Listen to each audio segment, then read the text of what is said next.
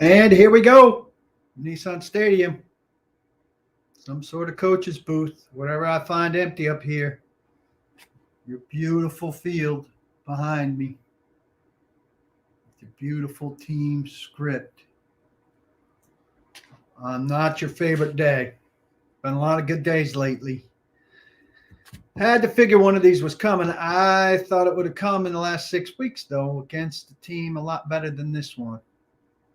But think of it now. You have bookends. Jets, Texans. Beautiful candle set. What do you think? Not so pretty. You can't lose this game. I mean, it doesn't doom them in any way, shape, or form. Right. But, I mean, you stack it up with the loss against New England last week, and maybe it doesn't doom their playoff hopes, but maybe it dooms their ultimately it'll wind up dooming their number one seed hopes. I haven't looked at the standings. I haven't looked at the adjusted, number one seed possibilities. It's just really disappointing that they could come out and play that poorly, that Tannehill could play that poorly. I didn't think he fell on the sword particularly well after this game either, which maybe suggests that, he didn't feel like the receivers were doing a great job for him, particularly Des Fitzpatrick, though he kind of he steered around a Des Fitzpatrick question. Des Fitzpatrick was his target on two of those throws.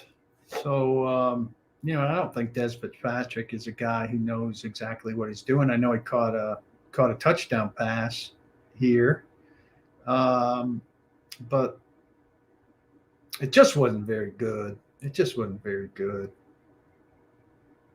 Yeah, I mean, the interception towards the end zone comes right after the NWI throw, which was the best throw of the game, probably the 46-yard gain. It was the Titans' biggest gain of the game. I don't know if you could put that on Dez. I mean, Dez could have more aggressively gotten in front of Desmond King on that, but it looked like King made a pretty good play getting in front of him. And that didn't really hurt the Titans. I mean, it was a 3 and out there, pinned deep in their own end. They got the ball back at the 40, even the 35-yard line. So it wasn't deadly. I mean, you'd like to get a touchdown there, obviously, but this is what the Titans do. Somebody said it's in their DNA. I was talking to a player about that tonight. I said it's in your DNA to lose to shitty teams. It's what you do. I just don't know. I mean, the injuries are ridiculous, but they've been winning with the injuries. I didn't see really what happened to A.J. Brown on the sideline. He overcame the hand deal, took a good shot going to the ground. They called it chest. We were thinking maybe it was more of a shoulder. I don't know. Maybe you guys had more looks at it on TV than we had. You hope that's not a multi-week thing. I was told he was certain to be pretty sore. Tier Tart is the most worrisome of all of those. Obviously, got carted off. So that's a bad deal for him, for sure. What else on your mind out there? I just thought, I don't know. Everybody's got Tannehill's back. And look, that's a singularly bad game by Tannehill. His second worst in terms of passer rating in his 36 starts for the Titans. Only game worse was the Green Bay game last year, up at Green Bay in the snow on Sunday Night Football, which was a terrible game all around by everybody. But the guy now has 13 touchdowns and 12 interceptions on the season. Those are not good totals. Not good totals. And I just don't know. Yeah, Marcus Johnson injury probably knocks him out. Hamstring. I mean, it's not bad like long-term bad, but it's bad like next week bad. So, Who are the starting wide receivers on this team right now? If AJ can't play next week, and Marcus Johnson, we figure, can't play next week, you're talking about NWI as the number one receiver. And a combination of Dez Fitzpatrick and Chester Rogers as 2 and 3. That's your starting 3-pack of receivers right there. Nick Westbrook-Akina, Chester Rogers, Dez Fitzpatrick. Hilliard looked pretty good. I'd give him that. I think McNichols has been pretty good, Michael Jones. And Hilliard got a real good shout out from Vrabel in terms of all that he's learned in a short order for that job. Avo says that for AJ, it looked like shoulder, maybe even collarbone. Collarbone would be bad. Collarbone, if it broke and takes a while. I don't think it's that.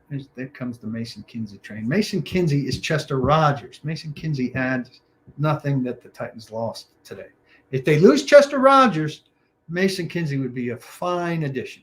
If you want 2 versions of Chester Rogers, that'd be terrific. I don't know. If you're going to go double slot, terrific. You know, it'd be great if Anthony Ferkser fucking showed up. That'd be terrific.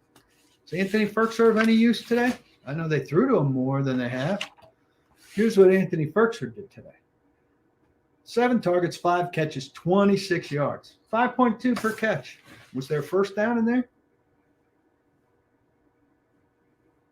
I don't think so.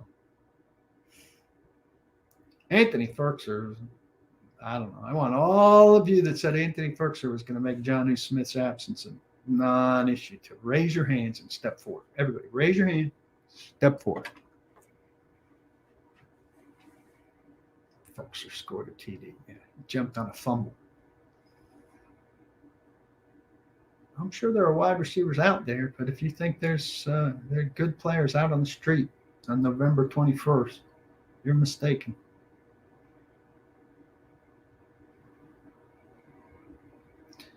What else we got on our minds, folks? Cousin Focus, Jamie, Avo, Facebook users. Here's Paul. Titans can't win with this many injuries, period. It's no fun to watch where there's always an oh no. I mean, I have to say, they're certainly beat up, but there are a lot of things. The Ravens had this many injuries at running back, percentage-wise. Josh Reynolds today played like all but 6 snaps for Detroit.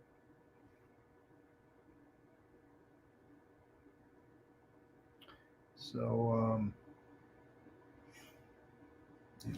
Josh Reynolds was a disaster. I don't understand why the Titans signed guys that like that clearly don't fit their MO. Well, after a while, Jabari, he had the press. I mean, the last 2 picks, really, not that I'm making excuses for him, were pressing picks. We saw the Tannehill the Dolphins told us about when we picked him up, somebody says. I mean, he started 36 games for the Titans. This was one of his 2 worst games. A lot of other weeks you haven't seen that, Tannehill. Ravens won with backup. Cardinals 2. Backup quarterback? Yeah. Well, the Titans don't have to win with their backup quarterback. They have to win with their starter. Their quarterback isn't hurt. So I don't know what your point is there, really.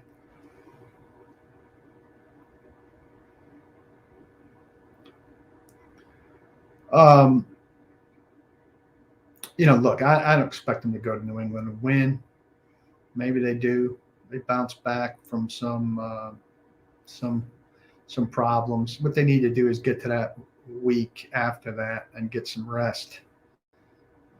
And hopefully they come back after that and they're in better shape, better injury shape for sure. Let's look and see where they are standings wise after today's finals.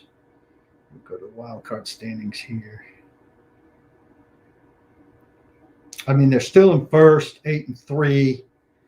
That's 2 conference losses to 2 shitty teams, which is really bad. Ravens 7-3, Patriots 7-4, Chiefs 6-4. They're still a mile ahead of Indianapolis, 6-5. So 2 full games plus a tiebreaker. So really 3 games ahead of the Colts. Looking pretty safe there. Colts have a really wicked. I know they beat Buffalo badly today, but they're really still a bad schedule down the stretch for the Colts. Buffalo is not who we thought they were. There were a lot of players who belong on the practice squad running around out there today, Eric. Titans have no excuse for losing to the Texans. Look, everything went the Texans' way, right? The Texans ran the ball 38 times. I was saying on Outkick 360 this week, they need to run the ball more, even if it's for fewer yards. And McLean said, well, they're going to wind up in 3rd and 8 all the time. 38 times for 83 yards. That's a 2.2 yard average. But it meant that Taylor only had to throw it 24 times. He only completed 14 passes for 107 yards. It's nothing. Long of 13 in the pass game, long of 9 in the run game. Total yardage was ridiculously slanted. Tannehill threw it 52 times as compared to the Titans running it 25 times for 103 yards. And the total yardage was way, way out of sync. Total net yards, 420 for the Titans to 190. 420 to 190. But the thing that throws it all out of whack is 5 turnovers. What the hell is Chester Rogers doing? Get away. Get away. You don't turn and look and think that you can have some influence over the guy that's downing the ball. Get out. Get out. At some point, the injuries catch up. Paul, at some point, the injuries do catch up, but I don't think they should catch up to you against the Texans. And, Tannehill's not a backup, and he threw 4 interceptions. Chester Rogers isn't a backup punt returner. He made a crucial error. Look, the pass rush, I asked this question, got my head bit off by Vrabel, but he's right. First off, there were 24 dropbacks. Average pass completion was 7.6 yards. He never really dropped back. There wasn't really anything to rush. Yeah, you can't cut Rodgers on that play alone. Rodgers has been pretty good. Made a stupid mistake.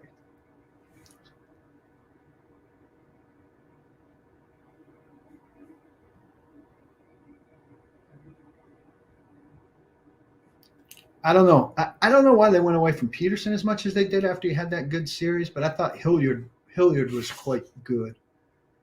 Peterson had 9 for 40. Hilliard had 7 for 35 with the best average 5 yards per carry. Foreman had 7 for 25.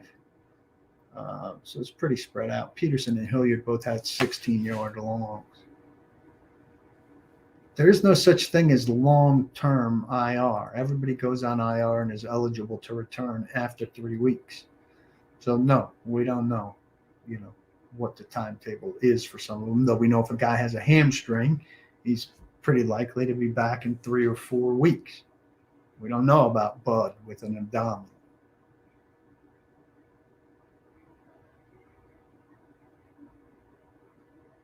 What happened to Foreman?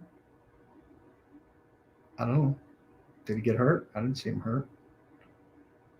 3 weeks or 3 games? I think it's 3 weeks.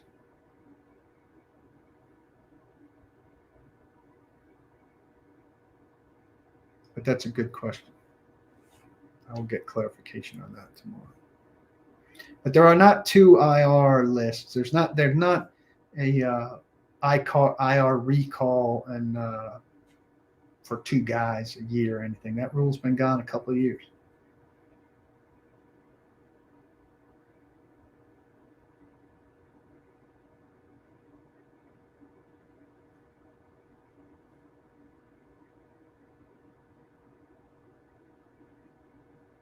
If they played like this against anybody, they're going to lose. That's pretty much what they were saying after the game. But don't play like this. Look, they turned the ball over 5 times in 6 games against good teams. So what about the mighty Texans prompts them to turn the ball over 5 times? Like what, you know, they say, well, if you turn the ball over 5 times, you're going to lose. Okay, I agree with that. Now, what about this team prompts you to turn the ball over 5 times? That's my question. I don't understand that.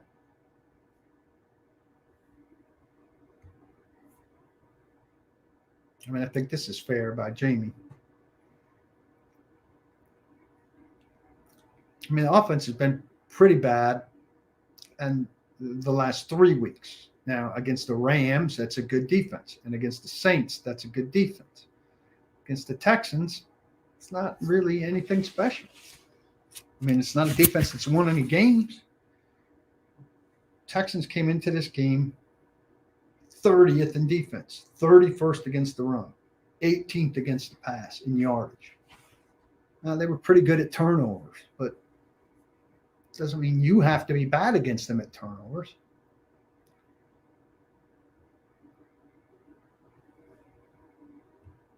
This was a horseshit call, the grounding call, I think.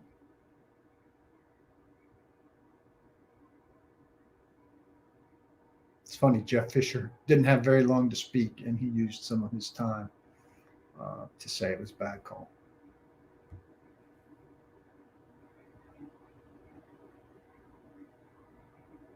Bullock missed an extra point, which seemed overdue. And that's it. I mean, he didn't try a field goal. So it's his worst day as a Titan for missing 1 extra point. It's 1 for 2 on extra points. I mean, I don't want him missing extra points, but if a guy missing 1 extra point is his worst day as a Titan, pretty good. Yeah, I thought it was pretty good. I thought it was quintessential Jeff Fisher saying that about the grounding, and then talking about how it was set up for a perfect Titans second half, which I think a lot of us thought, right? I mean, it wasn't out of hand at halftime. What was it? 12-0? 12-0 at the half. I mean, it was pouring rain, by the way. I mean, I know Fairbum, whatever it is, Fairbarn, 43-24-37. But they needed touchdowns. They weren't not sending Bullock on because they didn't think he could hit. They weren't sending Bullock on because they felt like they needed to score touchdowns and time was running out. I would think that the Titans have put the Ring of Honor ceremony on their website. I would look for it there.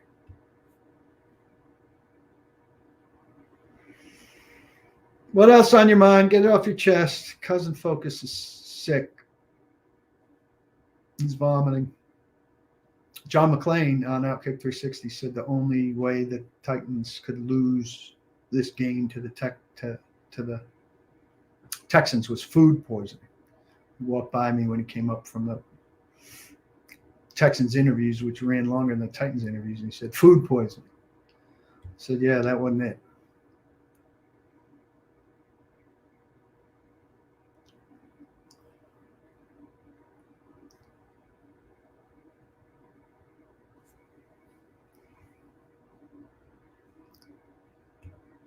It's too early to say this for sure, Patrick, but it certainly will be in play.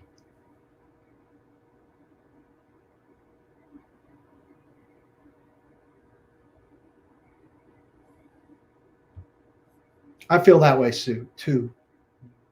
D-Gup. I used the word dent. I think it puts a dent in what they did the last 6 weeks. Should see it coming. I mean, it happens so often. I don't know why I don't see it coming. Paul says biggest play of the game was the Tannehill pick down near their goal line to Desmond King. Desmond King had some interesting things to say about Ryan Tannehill. It's in my column. which I always put up before this. And Avo points to the false start when they were going for it on 4th and 2, and it turned into 4th and 7. That was a bad one also. Why do you automatically go to health? Is Tannehill healthy? Plays like shit, and so you want to make an excuse for him?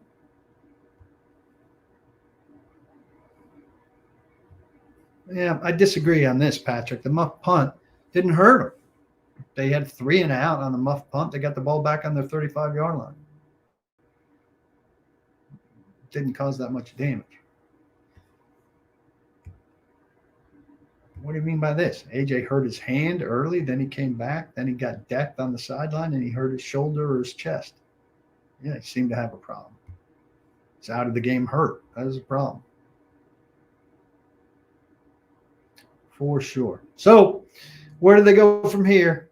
Bayard used that. We need to see how he answered from the Jets game, and then we see how he answered from this game. I mean, that's really the only way they can look at it, right? So they look at the film and then they flush it, and they do a better job flushing it than fans do.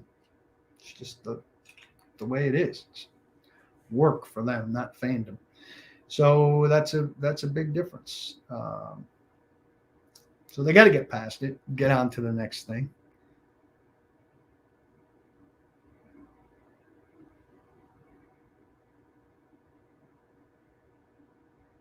Oh, I'm sorry. They scored a TD, after the muff punt.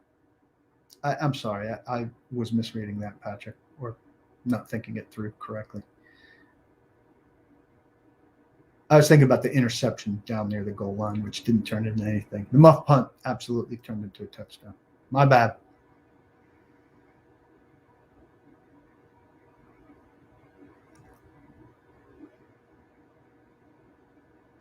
AJ does get hurt a lot, which is a concern. New England does feel like a very important game in terms of the bye, which the Titans can really use. I don't know. I mean, there's a lot to like about this team in terms of what it's overcome and what it's done and character and all of that stuff. But in the playoffs, I don't know. You're going to need kind of a different sort of reliable production.